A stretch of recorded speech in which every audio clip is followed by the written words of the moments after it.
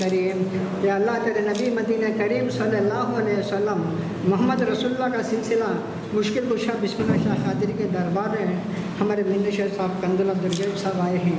अल्लाह ने सबकी हाजत को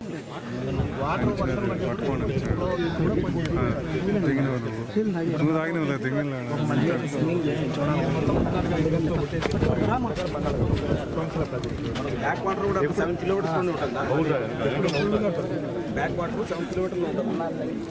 सोनसुलो बैक वाटर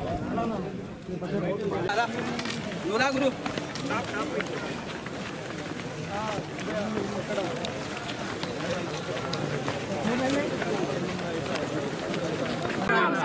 నెలకు 2000 అని ఇస్తున్నారు. చేనేత 50 సంవత్సరాల వయసు ఇవన్నీ పాయింట్లు రాసి ఇంత ముందు కూడా మేము అడిగాం, చాలా మందిని వచ్చింది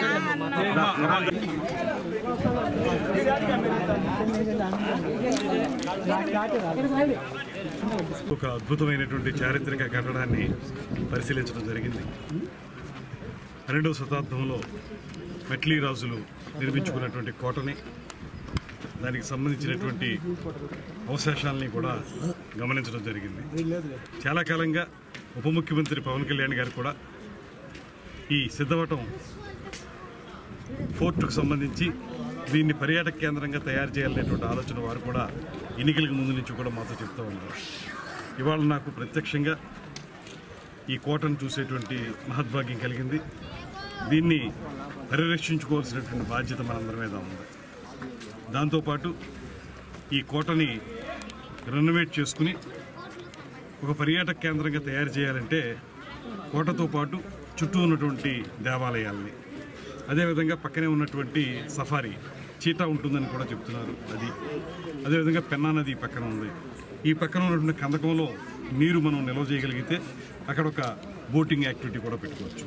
వీటితో పాటు మనం ఇక్కడ ఒక రిసార్ట్ని, మంచి రిసార్ట్ని, అదేవిధంగా రోడ్ సైడ్ కెఫ్టేరియాల్ని, రెస్టారెంట్ని ఏర్పాటు చేసుకుంటే ఊరికే ఒకరోజు ఉదయం వచ్చి మధ్యాహ్నం నుంచి వెళ్ళిపోయేటువంటి పర్యాటకులు ఒక 2-3 రోజులు ఉండడానికి అవకాశం ఉంది.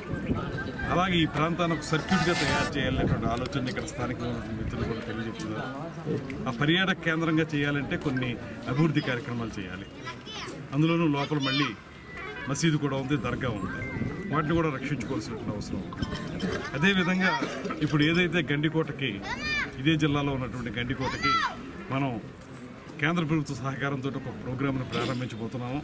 అదేవిధంగా ఇక్కడ దీన్ని ఈ పెన్నా మీద ఉన్నటువంటి బ్రిడ్జిని, దేవాలయాల్ని, eco tourism, wellness tourism, temple tourism అన్నీ కలుపుకుని ఒక సర్క్యూట్గా చేసుకుని వాటిని మనం పరిరక్షించుకోగలిగితే ఒక అద్భుతమైనటువంటి ప్రాంతంగా తయారయ్యేదానికి అవకాశం ఉంది. ఇలాంటి కోటలు మనకి ఈ మాత్రం స్థాయిలో ఉన్నటువంటివి చాలా తక్కువ కనపడుతూ ఉంటాయి రాష్ట్రంలో. ఇప్పటికే శిథిలావస్థకు చేరిపోయినవి అనేవి ఉన్నాయి. దీన్ని అలా కానివ్వకుండా ఈ ప్రాంతం యొక్క చారిత్రక విశేషాలను తెలియజెప్పేటువంటి ఈ ప్రాంతాన్ని రక్షించుకోవాల్సినటువంటి అవసరం ఉంది. కాబట్టి దాన్ని తప్పకుండా చేపట్టాలనేటువంటి ఆలోచన చేస్తూ ఉన్నాం. దీనికి ఇప్పటికే మనకి పీపీపీ మోడ్ అనేటువంటి ఒక దాన్ని తీసుకొచ్చాం, పబ్లిక్ ప్రైవేట్ పార్ట్నర్షిప్.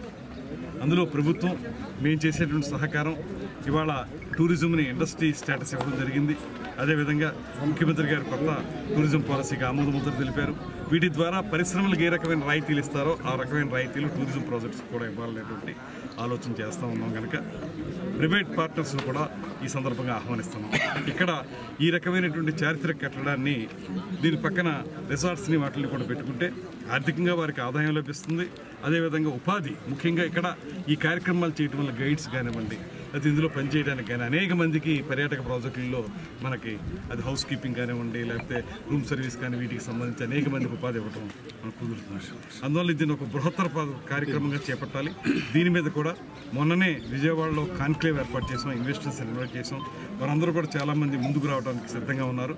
వారికి ఈ ఐడియా కూడా చెప్పి వారితో ఒక ప్రపోజల్ తయారు చేయించి దానికి ఒక DPR తయారు చేసుకుని రాబోయే రోజుల్లో ఖచ్చితంగా ఈ ప్రాంతాన్ని చారిత్రక కట్టడాన్ని మనం పరిరక్షించుకోవడంతో పాటు ఒక అద్భుతమైనటువంటి పర్యాటక కేంద్రంగా తయారు చేయడానికి మా పర్యాటక శాఖ ద్వారా తప్పనిసరిగా కృషి చేస్తాననేటువంటి మాటని తెలియజెప్తున్నాను. ఇక్కడ ఇవన్నీ చూస్తుంటే పర్యాటకులు చాలామంది వచ్చి చూస్తున్నారు. ఇక్కడ అయితే వాళ్ళకి ఖచ్చితంగా దాన్ని ఒక పద్ధతి ప్రకారం చూసేదానికి, లేకపోతే వచ్చి చూసిన తర్వాత సాయంత్రం అయిపోతే ఏదో రకంగా వెనక్కి వెళ్ళిపోవడం కాకుండా నైట్ ఉండేలాగా మరి సదుపాయాలు కల్పించడం, ఇవన్నీ చేసి తద్వారా 2-3 రోజుల పర్యాటక కేంద్రంగా దీన్ని తయారు చేయడానికి వీళ్ళకి ఏం చేయొచ్చో తప్పనిసరిగా కార్యాచరణ ఏర్పాటు చేసుకుని ముఖ్యమంత్రి గారు, ఉప ముఖ్యమంత్రి గారి యొక్క సహకారంతో ముందుకు తీసుకెళ్తారనేటువంటి మాటను తెలియజేస్తాను.